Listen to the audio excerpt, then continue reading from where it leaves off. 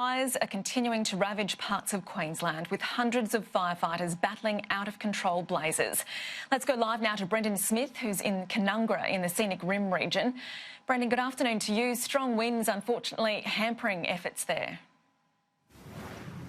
Yeah, good afternoon, Liz. They are indeed. Those strong westerly winds are hampering efforts for firefighters at the moment. There are 200 firefighters battling blazes across Queensland at the moment. Binnaburra and Stanthorpe and the Applethorpe region as well. So far, 15 houses have sadly been destroyed, along with 5 structures. At the moment, the majority of that damage is in the Binnaburra region, and a lot of those houses are actually still blocked off. Roads are still closed as a result of these major fires, and firefighters are having to fight these from the air with aerial bombers. Now, we did hear from the Scenic Rim Mayor earlier, who's talking about the devastation that locals are facing at the moment.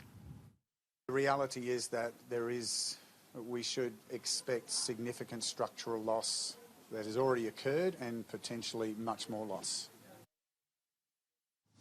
Now, these winds are forcing a lot of the fire between the valleys, and they are crossing over into other regions. The fire service says that these conditions are extremely unpredictable. Let's hear from Queensland Fire Service. This continues to be a very dynamic situation, and it's evolving hour by hour, and we still have a couple of days to go before there is any sign of respite from weather. But the fire continues to be impacted by very unpredictable winds.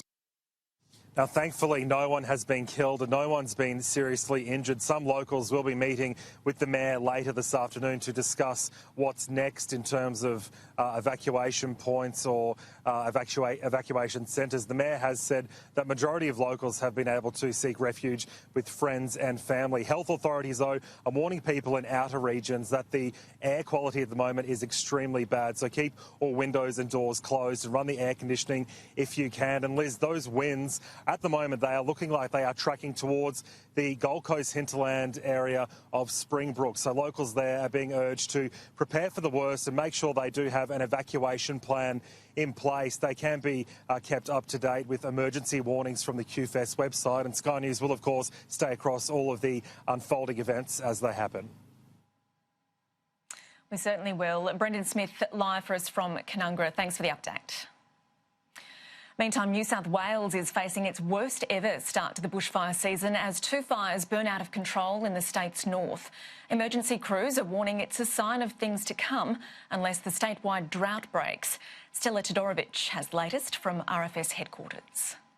Firefighters are on high alert as they work to contain 2 bushfires burning out of control in the state's north. Near Armidale, strike crews are battling a blaze that has already burnt through more than 56,000 hectares. They're right in amongst local communities. I mean, they're rural lands predominantly, but there is some smaller villages that are directly affected.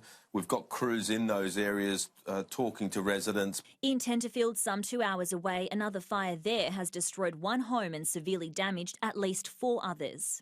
This number is expected to rise when assessment crews are able to access fire-affected areas. It's not still safe for some of those crews to go in there and look yet, so obviously we do want to get in there so we can account for the damage and make sure we can tell residents that are still anxiously waiting to hear about their homes. The drought that is crippling the nation's east coast is being blamed for the extremely dry conditions.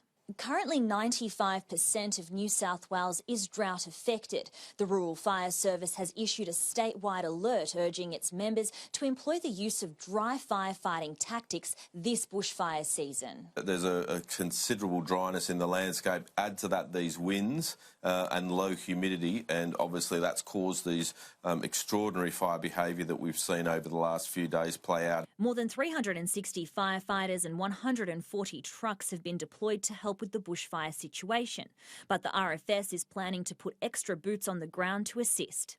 Both will be monitored very closely over the course of the day as crews battle vigorous winds. The fire danger remains high to very high. Stella Todorovic, Sky News, Sydney.